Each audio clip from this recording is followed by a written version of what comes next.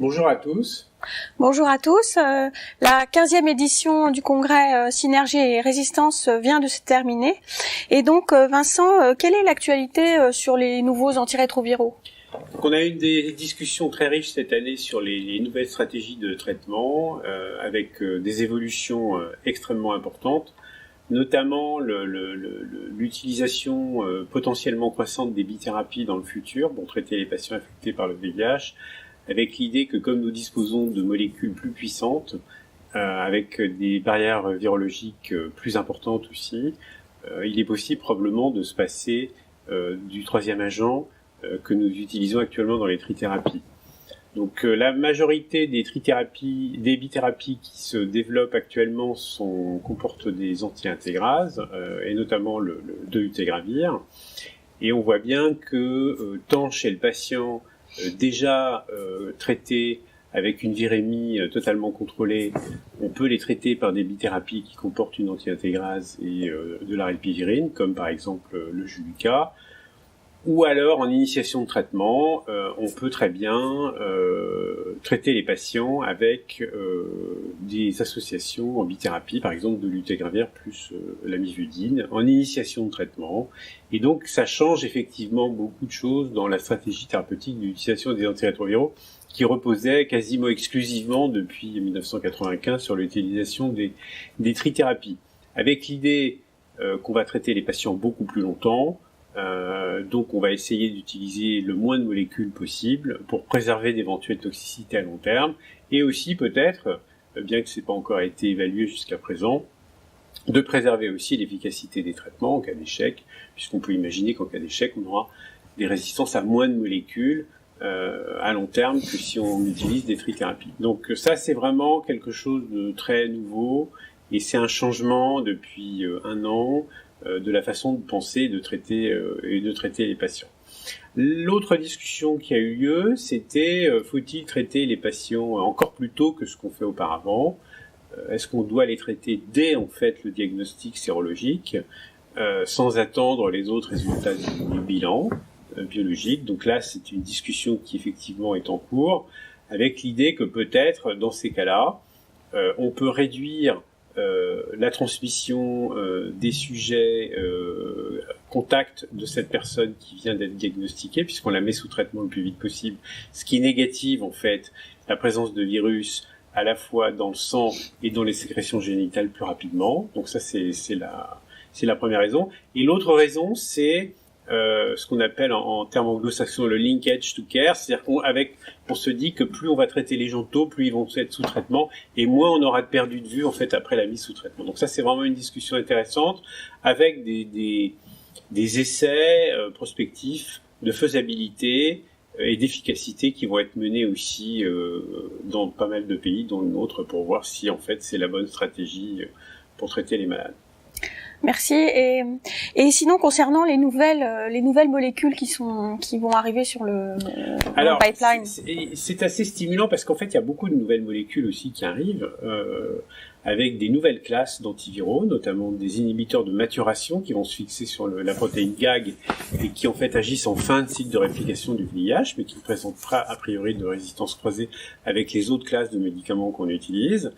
On a aussi un développement important d'anticorps, certains anticorps étant dessinés pour se fixer sur le virus, sur la partie du virus qui se fixe sur la molécule CD4, ce qu'on appelle le CD4 binding site. Ça, c'est une première famille. Et on a aussi des anticorps qui vont se fixer sur des récepteurs cellulaires comme le CCR5 et le CD4. Et donc, on a aussi un développement d'anticorps qui vont se fixer sur les récepteurs cellulaires du virus, ce qui permet évidemment de bloquer l'entrée du virus dans la cellule. Alors actuellement, ces anticorps sont développés pour le traitement des patients en multi-échec, comme agent supplémentaire.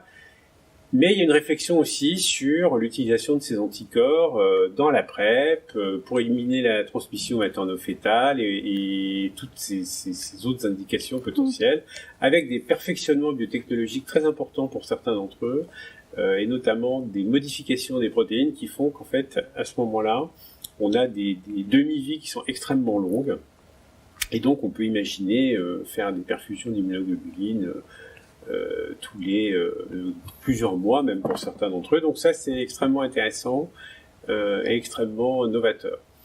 On a aussi des développements plus classiques de nucléosides à très longue demi-vie, comme le FDA, et on a des inhibiteurs d'attachement chimiques. Ce sont des molécules qui vont se fixer aussi sur l'enveloppe du virus et qui permettent d'empêcher l'entrée du virus dans la cellule. Donc en fait, on a une dizaine de molécules qui sont en développement actuellement, avec des caractéristiques particulières et intéressantes et qui ouvrent la voie à d'autres utilisations de traitements. D'accord. Sinon, on a aussi pendant le congrès beaucoup discuté sur les chaînes de transmission. Est-ce que tu peux nous en dire un peu plus? Oui, alors ça c'est une discussion intéressante parce que c'est surveiller l'épidémiologie et essayer d'agir quand on voit en fait un signal important dans une région ou une partie d'une ville et qu'on constate qu'il y a une augmentation importante du nombre de nouvelles contaminations localisées à un endroit. Alors pour faire ça, en fait, on peut utiliser des outils de biologie moléculaire qui permettent en fait de comparer les séquences des virus entre eux, et on s'aperçoit à ce moment-là, en faisant ça, que on peut voir, en utilisant ces technologies, que à certains endroits, on voit des groupes de patients qui viennent de s'infecter récemment, et on sait qu'à tel ou tel endroit, on a un hotspot d'infection et qu'il faut faire des actions ciblées en fait de prévention dans ces endroits. La PrEP ou rappeler l'utilisation du préservatif ou voilà, enfin des actions ciblées. Et il y a un exemple qui a été montré pendant ce congrès en France, l'identification ce qu'on appelle d'un cluster de transmission, donc un groupe de transmission, avec des actions ciblées dans une région au niveau de sites qui ont été identifiés comme étant potentiellement des sources de contamination, où en fait on va faire de la prévention avec le monde associatif pour essayer de diminuer et d'éteindre ce cluster de transmission. Voilà, donc ça c'est un outil probablement intéressant qui se développe dans notre pays maintenant et qui est aussi en développement dans d'autres pays. D'accord, merci beaucoup. Et enfin, ce matin, on a eu une session vraiment très intéressante sur la problématique du chemsex.